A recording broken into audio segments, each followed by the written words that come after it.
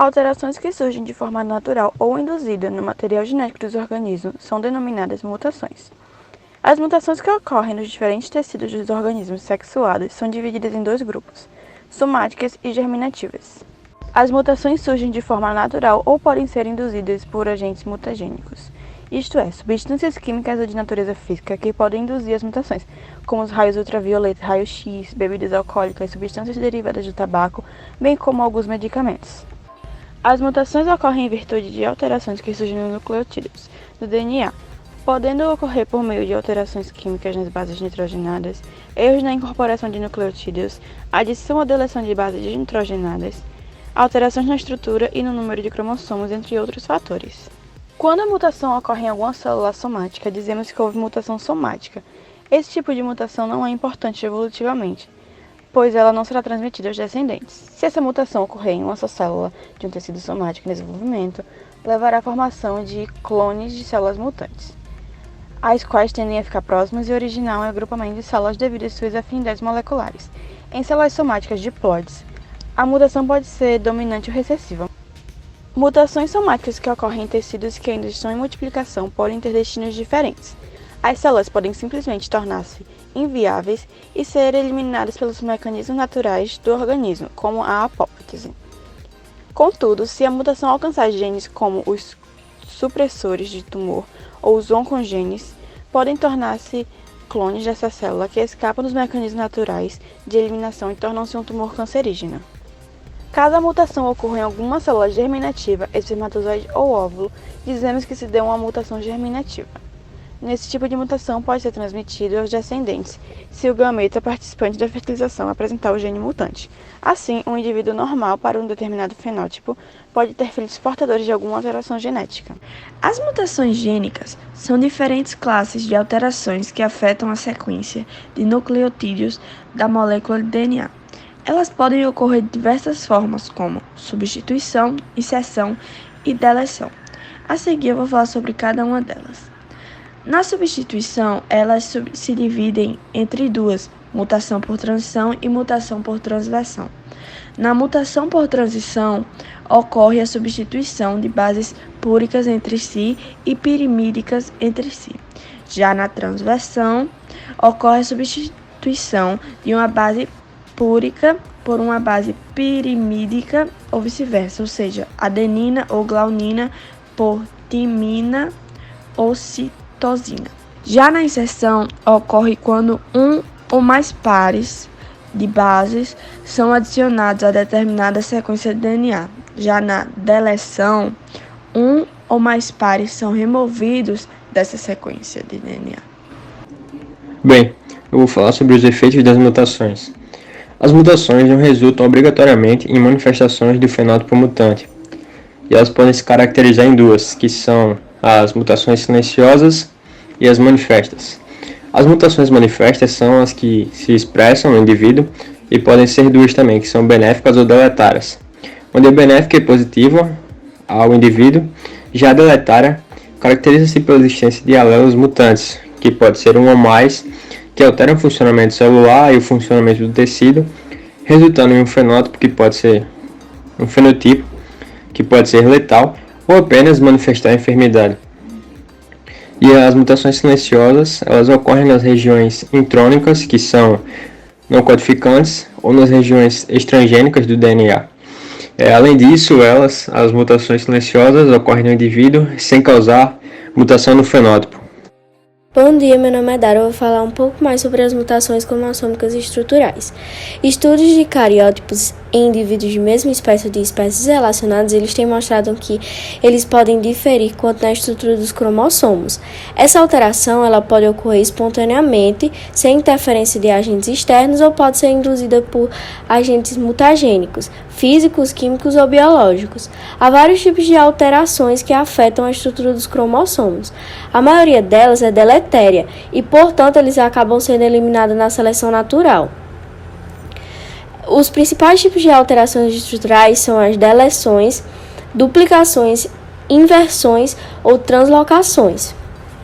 As deleções, elas são alterações que correspondem à quebra de fragmentos cromossômicos e sua consequente perda. Uma delação ela pode ser tanto terminal quanto interna.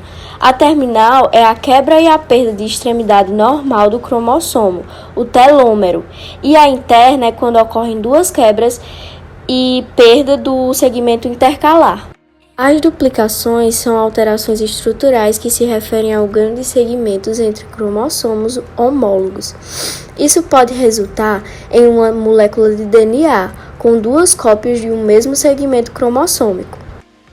As inversões elas são provavelmente o tipo mais comum de alterações cromossômicas estruturais encontradas em populações naturais.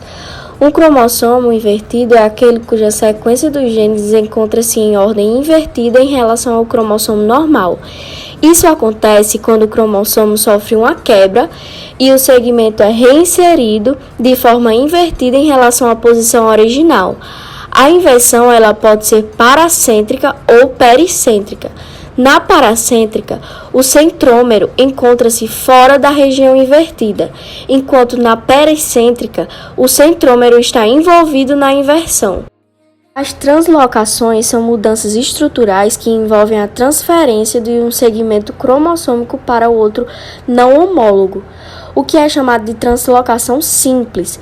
Porém, o tipo mais frequente de translocação é a recíproca, que corresponde a uma troca mútua de fragmentos entre dois cromossomos não homólogos. Bom, continuando, eu vou falar um pouco sobre as mutações cromossômicas numéricas. Geralmente, todos nós sabemos que as células somáticas diploides, elas apresentam um par de cada cromossomo característico da espécie. Porém, alguns fatos e fenômenos atípicos podem acabar provocando alterações nessa condição e mudar o número de cromossomos. E esses eventos, sim, eles podem acontecer de forma espontânea ou serem induzidos pelo homem. Essas alterações podem ser de dois tipos, as euploidias e as aneuploidias. A primeira, que são as euploidias, elas são alterações que causam uma modificação em todo o genoma, ou seja, elas aumentam ou diminuem pelo menos um conjunto cromossômico haploide. Se geralmente a célula humana ela é 2N, vai acontecer algo completamente diferente. E o indivíduo pode ser N, 3N, 4N, 5N, entre muitas outras variações. Infelizmente, os indivíduos que são gerados dessa forma, devido às alterações, acabam sofrendo abortos, porque, infelizmente, esse modelo ele não é compatível com a vida. Além das euploidias, existem as aneuploidias, que, ao contrário das euploidias, são sim compatíveis à vida. Muito embora o indivíduo possa nascer com algumas dificuldades e diferenças em relação aos outros indivíduos, as aneuploidias são basicamente casos em que o número de cromossomos é diferente do normal. Ele diminui ou é acrescido. Existem principalmente dois tipos, que são de monossomia, onde o indivíduo perde um cromossomo, ou trissomia, onde ele é acrescido de um cromossomo. Existe também a nulissomia e a tetrassomia. São outros dois casos que também acontecem.